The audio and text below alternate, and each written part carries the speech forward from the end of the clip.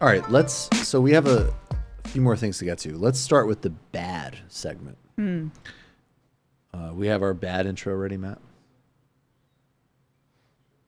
I don't know. It sucks. I feel like you guys have kind of convinced me on Marianne Williamson, which I'm not happy about at all. Not good. Believe me, not good. No good. Really bad for you. Not good. Believe me, not good. She's kind of a little anti-vaxxy too, so. Yeah. Well, I don't care about that, obviously. The Tony Blair Institute. So Tony Blair, first after co-orchestrating the invasion of Iraq with George W. Bush, he was actually elected to a third term as prime minister. Then he left office, I think, in 2007.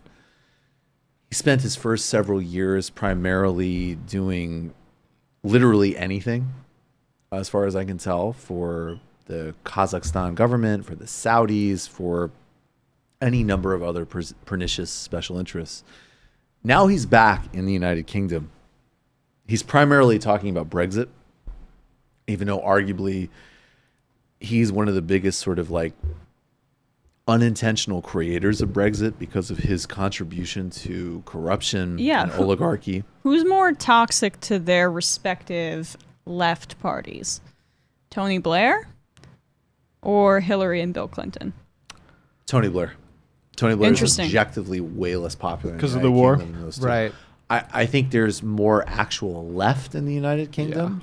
Yeah. And I think that they don't. Well, Corbyn has actual power. Corbyn has actual power, and there's actual left in the Labour Party. I mean, in the United States, there's plenty of people who say like, "Oh, well, I opposed the war in Iraq. That was wrong." In the United Kingdom, to their credit, they don't like that. Isn't just like another issue that we debate. That's like a profoundly unacceptable crime. They didn't begin it. They chose to join. And he was a major instigator of it. Right. You know, I mean, he was so, and he's been trying to undermine Jeremy Corbyn every step of the way.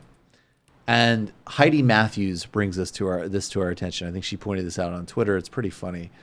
So these are tweets. This is a pinned tweet from the Tony Blair Institute. Tony Blair, Jeremy Corbyn's comments on inequality and social mobility have been ignored for decades. Are the latest charge in what is now a mantra that Thatcher and Labour governments are all the same.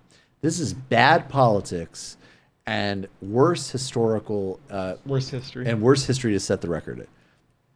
So then he says, in the mission statement of the Blair Institute is making globalization work for the many, not the few, which is the slogan of the Corbyn government, of the Corbyn movement right now. So basically what this basically goes to is that Jeremy Corbyn has been saying correctly that Tony Blair accepted all of the core economic ideas of the Thatcher government. He went into that playing field. He set his template from it. And then he did some sort of like minimal interventions in things like education and other forms of social spending to kind of like mitigate those negative effects. But that Corbyn wants to actually structurally deal with these issues. And then ironically, Blair is attacking Corbyn, which he always attacks far more than any conservative leader, including the soon-to-be conservative leader Boris Johnson, who's like the next in the list of these sort of like, you know, like sort of clown fascist types. Even as he's using Corbyn's slogan in the top line of his institute's Twitter bio. And calling it bad politics. Calling it bad politics. But why? But why is it bad politics? I think it's bad politics both because of a self-interest that Tony Blair has for serving specific parts of the population, also because people like him are genuinely stuck in the 1990s. Yeah, so I mean, this just struck me because I know we've been talking about Brazil. Yeah, we're gonna get to Brazil in a second. Whereas, like, sure. I'm genuinely frustrated by the fucking Americentrism with which Brazil has been treated in our discussions, and how this Bolsonaro, Moro, all of these guys are not fucking Trump. Like, this isn't playing around. This isn't a reality TV show host. This is a old school Russian style, like, I mean, not Russian in that sense, but like, Well, it's literally neo-fascist. yeah, neo-fascism. Right. What Brazil's 1970s Yes. military dictatorship. I This is wasn't what they- trying to say like Russian Yeah. as an ethnicity, but like in the vein of Russian totalitarianism, this is what Bolsonaro has modeled himself after. It's not the same as a reality show host demagogue who's like come onto the scene and for his own narcissistic purposes. But to bring it back to Tony Blair, I think that there's a very direct line you can draw with American neoliberalism Definitely. and British neoliberalism. And so I say this not, for the listeners not to like say, don't bring it back to the United States, but it's super similar to what Bill Clinton did and to a certain extent what Obama did. And the backlash in the UK has been way more efficient than what we've seen in the United States. And I do think that, as many problems as the Labour Party has and stuff, there has been a more efficient and effective response to all of those inequities. And I think that should just show everyone paying attention how deep our institutionalized corruption has gone, because you can draw that very similar parallel in terms of the ebbs and flows of how people have reacted to neoliberalism. Definitely.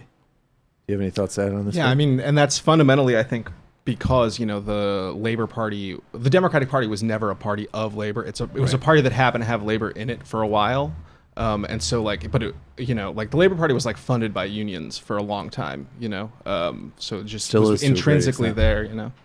there, David, real quick before we get to Brazil, you're a Tony Blair fan. Do you have any? Oh, Jesus Christ. I did watch the movie. Have you ever seen The Special Relationship? Yes. Yeah. No, that's some like lame HBO movie where actually like Bill Clinton. It's really funny because that movie's like basically plays it that like Tony Blair is actually this like super devious motherfucker, and Bill Clinton's just like, I thought we were partners in building a third way. And now you're friends with George W. Bush. I'm so confused. He's played like Dennis Quaid. That's a hilarious movie. It's a funny movie. Speaking of the earlier call, I was unbelievably high when I watched that movie, and I was very amused. You've just watched a Michael Brooks show video, and you can watch all of our full main live shows every Tuesday night at around 7 p.m. Eastern Time, and subscribe to get all of the clips you want. We're covering the globe. We're focusing on international relations, the intellectual dark web. We're having fun. We're doing deep dives with a lot of amazing guests. Of course, become a patron for the whole thing at patreon.com/TMBS, or subscribe to this YouTube channel and help us keep growing and get that content out there. Subscribe